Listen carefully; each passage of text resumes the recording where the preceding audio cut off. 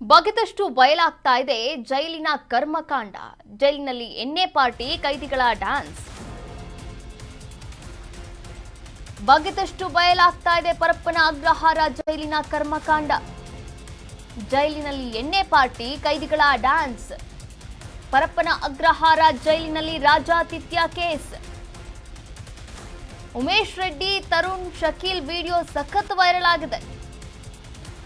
ನಿನ್ನೆ ವೈರಲ್ ಆಗಿದ್ದಂತಹ ಕೈದಿಗಳ ವಿಡಿಯೋಗಳು, ಇದೀಗ ಜೈಲಿನೊಳಗಿನ ಮತ್ತಷ್ಟು ವಿಡಿಯೋಗಳು ಕೂಡ ವೈರಲ್ ಆಗಿದೆ.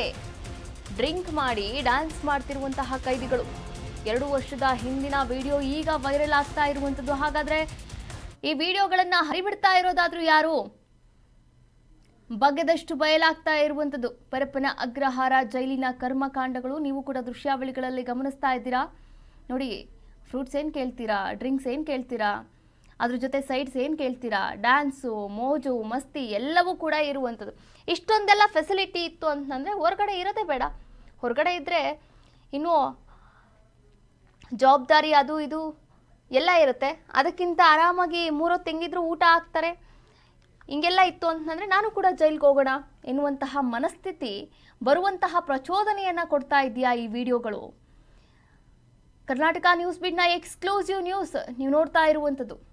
ಎಣ್ಣೆ ಪಾರ್ಟಿ ಮಾಡ್ತಾರೆ, ಕೈದಿಗಳು ಡ್ಯಾನ್ಸ್ ಮಾಡ್ತಾರೆ.